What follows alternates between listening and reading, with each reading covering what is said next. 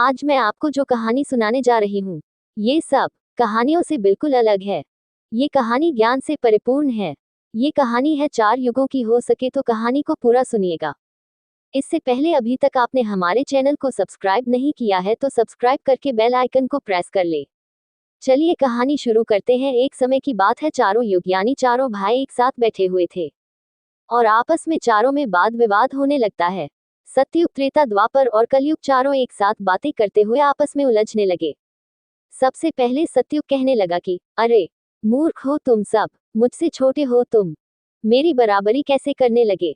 जब त्रेता युग ने बात सुनी तो कहने लगा कि तुम सबसे बड़े कैसे हो सकते हो, तुम सब में सबसे बड़ा तो मैं हूँ, मैं ही सर्वश्रेष्ठ हूँ, तुम मुझसे सर्वश्रेष्ठ नहीं हो सकते। तब तक द्वापर युग बोल उठा कि तुम सर्वश्रेष्ठ कैसे हो सकते हो, तुम सभी में श्रेष्ठ तो मैं हूं, तुम्हारा श्रेष्ठ होने का तो प्रश्न ही नहीं उठता। तब तक कलयुग कहने लगा कि तुम तीनों श्रेष्ठ बता रहे हो, परंतु हकीकत तो जानते ही नहीं, वास्तविकता में श्रेष्ठ तो मैं हूं। इस तरह से चारों युग आपस में झगड़ने लगे। तब चारों युगों ने फैसला किया कि हम ऐसे आपस में फैसला नहीं कर सकते। तब जाकर चारों युगों ने आपस में निर्णय किया कि हम ऐसे फैसला नहीं कर सकते, हम में से कौन बड़ा है, कौन सर्वश्रेष्ठ है, इसका फैसला तो भगवान भोलेनाथ करेंगे। चलिए वहां चलते हैं, वही आदि और अनंत है, चलिए उन्हीं के पास कैलाश पर चलते हैं। वही हमें बताएंगे कि हमने कौन बड़ा है और कौन छोटा है। इसका निर्णय स्वयं भगवान शंकर करेंगे, इसका निर्णय हम नहीं कर सकते।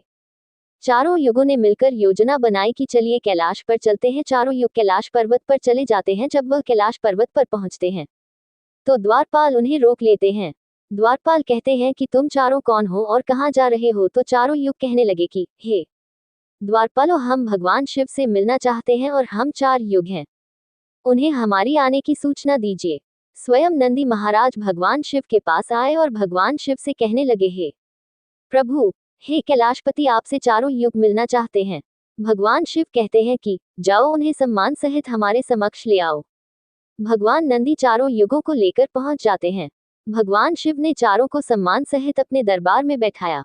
चारों भगवान शिव को प्रणाम करते हैं। तब भगवान शिव ने चारों युगों से कहा कि आप सभी का हमारे दरबार में, हमारे कैलाश पर स्वागत है। तुम्हारे आने का क्या कारण है, तुम तो स्वयं ही कालचक्र हो, तुम तो स्वयं ही समय हो, फिर ऐसा क्या कारण है कि तुम्हें हमारे पास आना पड़ा। चारों युग कहते हैं कि हे सृष्टि के रचयिता, हे भगवान शिव, हम चारों में विवाद खड़ा हो गया है और हम उस विवाद का समाधान नहीं कर पाए, इसीलिए हम आपके पास आए हैं।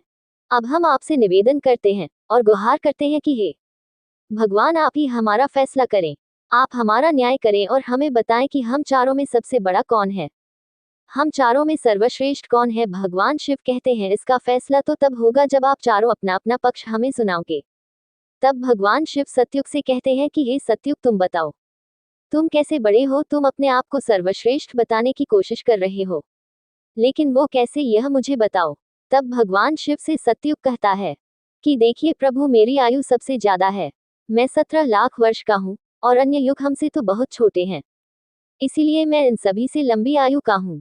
तब तक कलयुग बोल उठा कि हे प्रभु, व्यक्ति कभी आयु से बड़ा नहीं होता, व्यक्ति तो गुणों से बड़ा होता है, तुम इस तरह से बड़े तो नहीं हो। सतयुग कहने लगा कि हे प्रभु, मेरे युग में जो व्यक्ति हुए वे बड़े ही बलवान हुए, बड़े ही पराक्रमी हुए, पृथ्वी को उठा ले जाए, ऐसे पराक्रमी और बलवान थे।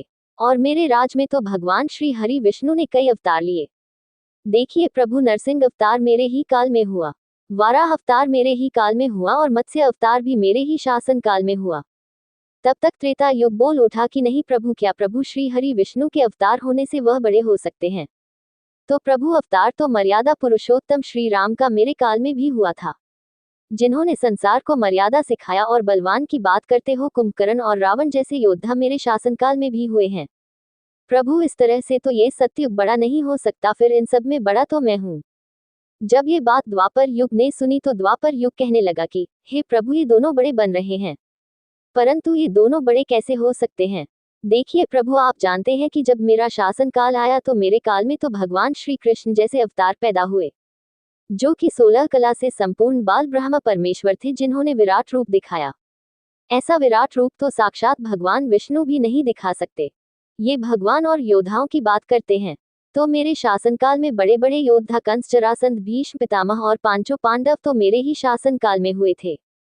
प्रभु स्वयं बलराम भी मेरे ही काल में हुए हैं। तो बताए प्रभु कि मेरे शासनकाल में कौन सा योद्धा था जो इनके योद्धाओं से कम था।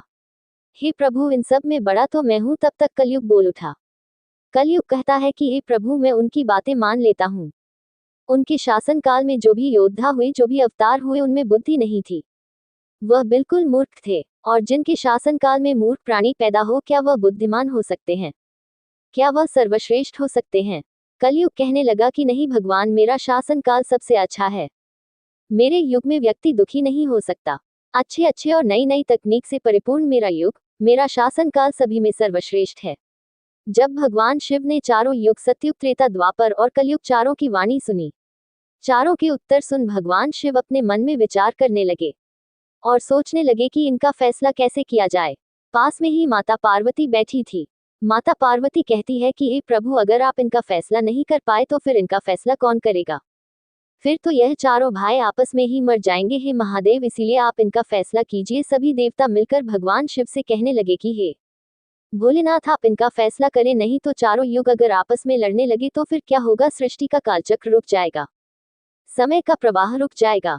हे भोलेनाथ, आप ही कुछ कीजिए। भगवान शिव कहते हैं कि ठीक है, मैं समस्त गुणों की बात मानता हूँ, मैं इन चारों युगों का फैसला करूंगा। भगवान शिव ने चारों युगों से कहा कि चलो ठीक है, मैं तुम चारों की परीक्षा लूंगा और जो परीक्षा में सफल हुआ वही सबसे बड़ा होगा। सतयुग बोल उठा कि हे भगवान, आप जो चाहे वो परीक्षा ले लीजिए, सब में बड़ा तो मैं ही रहूंगा। कलयुग कहता है कि हे प्रभु, हम भी परीक्षा देने के लिए तैयार हैं। आप तो बस परीक्षा लीजिए। चारों युग परीक्षा देने के लिए तैयार हो जाते हैं। भगवान शिव ने 100 टन वजन का एक परसा लिया और उस लोहे के परसे को कैलाश पर्वत के नीचे एक तलहटी में रख दिया और उस परसा के पास में ही एक चावल का ढेर लगा दिया। भगवान शिव ने चारों युगों को बुलाया और कहा कि तुम चारों ये देख रहे हो, तुम्हारी परीक्षा अभी हो जाएगी। भगवान शिव सतयुग से कहते हैं कि सतयुग, मेरे 500 गण यहाँ बैठे हैं और इस परसा में रखे हुए चावल को बनाना है। इन चावलों को तुम्हारे युग का व्यक्ति ही बनाएगा और मेरे यहाँ जितने गण हैं वह सब भोजन करेंगे। भगवान शिव कहते हैं कि हे सतयुग, तुम तुम्हारे युग का व्यक्ति बनाओ और उसे भोजन बनाने के लिए भेज दो। और हम सभी लोग यहाँ खड़े होकर देख रहे हैं। जब भगवान शिव की बात सतयुग ने सुनी तो एक बहुत बड़ा बलवान योद्धा सतयुग ने बनाया और कह दिया कि जा बेटे, इस परसा में चावल बना और बना करके भगवान शिव के सभी गणों को भोजन कराओ। अपने महाराज का आदेश सुनकर सतयुग का आदमी चलता है। वहां जाकर के देखा कि उस परसे का भार 100 टन से ऊपर है। वह तो सतयुग का व्यक्ति था, वह बड़ा ही बलवान था। उसने एक बहुत बड़ी भट्टी खोदने के बाद पेड़ों को तोड़ करके लाया और उसमें अग्नि चलाई। अग्नि चलाने के बाद परसे को एक हाथ से उठाया और उठा करके भट्टी पर रख दिया और चावल उठाया और परसे में डाल दिया। पानी डाल दिया और चावल बना डाला। जब बहुत विशाल परसे में चावल बन गए तो उस व्यक्ति ने, जो सतयुग का था, समस्त गणों को बैठाया, पत्तल दिया और सभी को भोजन करा दिया। उसने अपना कार्य पूरा करके अपने मालिक सतयुग के पास आया और कहने लगा कि हे प्रभु, मैं जा रहा हूँ, अब मेरा काम हो गया है। भगवान शिव और अन्य लोग देख रहे थे। भगवान शिव त्रेता युग से कहते हैं कि हे त्रेता, अब तुम अपने युग के व्यक्ति को भेजो और यह परसा जो रखा हुआ है इसे मैं अपनी माया से हटा देता हूँ और दूसरा इसी के समान परसा बना देता हूँ और तुम अपने युग के व्यक्ति से इस चावल को बनवाओ और मेरे 500 गणों को भोजन करवाओ। तो त्रेता युग ने कहा कि ठीक है प्रभु, जैसी आपकी आज्ञा। तो त्रेता युग ने भी अपना एक महान योद्धा कुंभकर्ण जैसा बलवान प्रकट किया और उसको आदेश दिया कि जो तलहटी में नीचे हजारों टन का परसा रखा हुआ है, इसमें जो चावल रखा है पकाना है और जब चावल पक करके तैयार हो जाए तो इन 500 गणों को खाना खिलाना है। त्रेता युग का व्यक्ति भी बड़ा ही बलवान था। वह उस परसे के पास आया, पास में एक भट्टी खोदी और परसा को दोनों हाथों से उठा करके भट्टी पर रख दिया और परसा रखने के बाद अग्नि जलाकर उसमें चावल डाल दिए।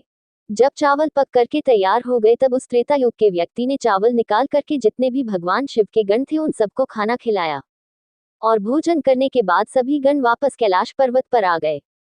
भगवान शिव ने फिर अपनी शक्ति से उस परसे को समाप्त कर दिया। भगवान शिव अब द्वापर युग से कहते हैं कि हे द्वापर, ये दोनों युग अपनी अपनी परीक्षा दे चुके हैं, अब तुम्हारी बारी है। देखिए, इतना ही बड़ा परसा पर्वत की तलहटी में तुम्हें दिखाई दे रहा है और हजारों मन चावल रखे हुए हैं और तुम्हें मेरे 500 गणों को भोजन कराना है। द्वापर युग कहने लगा कि ठीक है प्रभु, आपकी जैसी इच्छा, मैं पूरा प्रयत्न करूंगा कि मेरे युग का जो व्यक्ति है आपके सभी गणों को खाना खिला सके। द्वापर युग ने भी एक विशाल आकार वाला बड़ा ही ताकतवर बलवान व्यक्ति को बना करके खड़ा कर डाला और उससे कहा कि जाए देखिए, इस पर्वत की तलहटी में एक परसा रखा हुआ है। वहां रखे परसे में चावल को बनाना है और चावल बनाकर इन सभी गणों को भोजन कराना है। वह व्यक्ति अपने प्रभु से कहता है कि ठीक है प्रभु, जैसी आपकी आज्ञा। द्वापर युग का व्यक्ति चलता है। उसने देखा कि परसा तो कुछ आकार में बड़ा है, उठाने में ताकत लगानी पड़ेगी, परंतु उसने भट्ठी खोदी और लकड़ियों की व्यवस्था की और उस परसे को दोनों हाथों से उठाया और उस परसे को अपना पूरा दम लगाकर दोनों हाथों से उठाया। क्योंकि उसे सतयुग और त्रेता युग के व्यक्ति उठा सकते थे, तो उसे बहुत ताकत लगानी पड़ी। पूरी ताकत लगाकर उसने उस परसे को उठाया और उठा करके जैसे तैसे खींच खाच कर उसे भट्टी पर रख दिया। नीचे अग्नि लगा, उसमें चावल डाल दिए और जब चावल पक गए तो वही तरीका उसने भगवान शिव की सभी गणों को भोजन कराया। खाना खिलाने के बाद वह द्वापर युग का व्यक्ति अपने मालिक के पास आता है और कहता है कि प्रभु, मैंने अपना काम कर दिया। द्वापर युग ने उसकी पीठ थपथपाई और कहा, शाबाश बेटे। अब भगवान शिव कहते हैं कि हे कलयुग, अब तुम्हारी बारी है। परसा तुम देख रहे हो, उसका वजन कम नहीं होगा, उसका वजन उतना ही रहेगा, हजारों टन। लेकिन अब तुम्हें परीक्षा देनी है। तुम मानने को तैयार नहीं थे कि तुम सबसे छोटे हो और तुम्हारे आदमी की आयु मात्र 100 वर्ष है, जबकि अन्य युगों की आयु तुमसे अधिक होती है। सतयुग की आयु 1,00,000 वर्ष होती है, त्रेता युग में 10,000 वर्ष होती है और द्वापर युग में 1,000 वर्ष होती है। और हे कलयुग, तुम्हारे शासनकाल में तुम मात्र 100 वर्षीय हो और तुम्हारा आदमी भी छोटा है। जब भगवान शिव की बातें कलयुग में सुनी तो कलयुग कहता है कि प्रभु ठीक है, मैं आपकी बात मानता हूँ, लेकिन आप पहले ही मुझे इस तरीके से हताश मत कीजिए। प्रभु, आप तो एक न्यायकर्ता हैं, आप तो एक जज है। सबको मौका दिया जाए परीक्षा के लिए, आप मुझे भी परीक्षा देने का मौका दीजिए। हम भी परीक्षा देकर देखेंगे, यदि हमसे नहीं हो पाया तब जाकर हम मानेंगे। भगवान शिव कहते हैं ठीक है, तुम अपना आदमी बुला लो। फिर भगवान शिव कहते हैं, वहां चावल रखे हैं, ये हजारों किलो टन का परसा है और इसमें इतने सारे चावल रखे हुए हैं, तुम्हारा व्यक्ति क्या करेगा? कलयुग कहता है कि ठीक है प्रभु, आप मेरा तमाशा तो देखिए। तीनों युग हंसने लगे। भगवान शिव भी उसकी बातों को सुनकर अचंभित थे। भगवान शिव सोच रहे थे कि क्या कलयुग का व्यक्ति इतने हजारों किलो टन परसा को उठा पाएगा। कलयुग ने बुद्धिमान व्यक्ति को पैदा किया, बड़ा ही तीव्र बुद्धि का व्यक्ति था, ज्यादा सोचने वाला व्यक्ति था। सभी गुणों से संपन्न व्यक्ति को कलयुग ने पैदा किया और पैदा करके व्यक्ति से कहा कि बेटे, तुम्हें अपनी शक्ति दिखानी है, परीक्षा का समय है, यदि तुम इसमें असफल हो गए तो मैं सबसे छोटा हो जाऊंगा। वह व्यक्ति अपने महाराज से कहता है कि महाराज, इस एक परसे की बात करते हैं, आप ऐसे हजारों परसे यदि हमारे सामने हो तो भी कुछ भी नहीं कर सकते। जब उस व्यक्ति की बात तीनों लोगों ने सुनी तो वह हंसने लगे, कह रहे थे कि छोटा सा व्यक्ति जिसकी लंबाई मात्र 3 हाथ, यह क्या करेगा, जबकि हमारे युगों की लंबाई तो बहुत हुआ करती है।